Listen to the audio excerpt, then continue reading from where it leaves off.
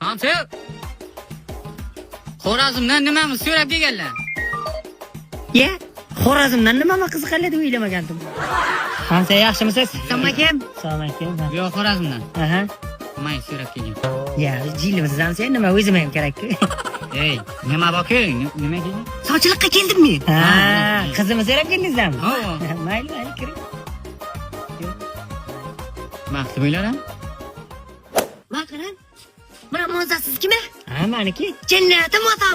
Agar qizingiz olsam, sizdan mo'zani menga bera olmaysizmi? Zo'raganing sen. Tez. Gapir, nimaga kelding? Jannatim otajonim, qizingiz olmoqqa keldim, qulchilikqa keldimmi? Agar qizingizni bersangiz, hayotim ritimini tushib ketadi. Hammasi zo'r bo'lacak. Mayli, qizim berdim deylik. Qizimga to'ydan keyin nima berib berasan? Men 33 million kredit olib beraman. Ana, keyin nima bo'ladi? Keyin to'lalmaydi, tayinasinikina kiradi. Do'st, meni tot tushundingiz otajonim. Uyingiz ulla ekan, sizlar bilan yashayapmiz, shuni aytmoqman men. Menga qarada uka.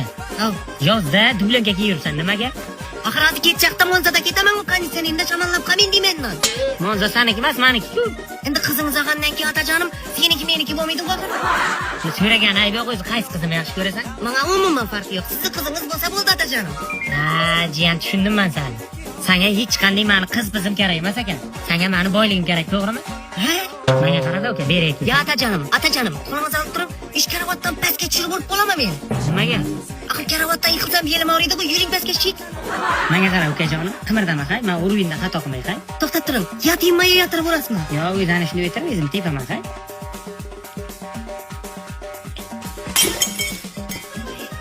Hozir, bo'lmaydi, berdimi? Bergani yo'q. Ha, yaxshi bo'ldi, bermagan. Bu yerda qizning nimasi ham yo'q-da. Nosi yo'q.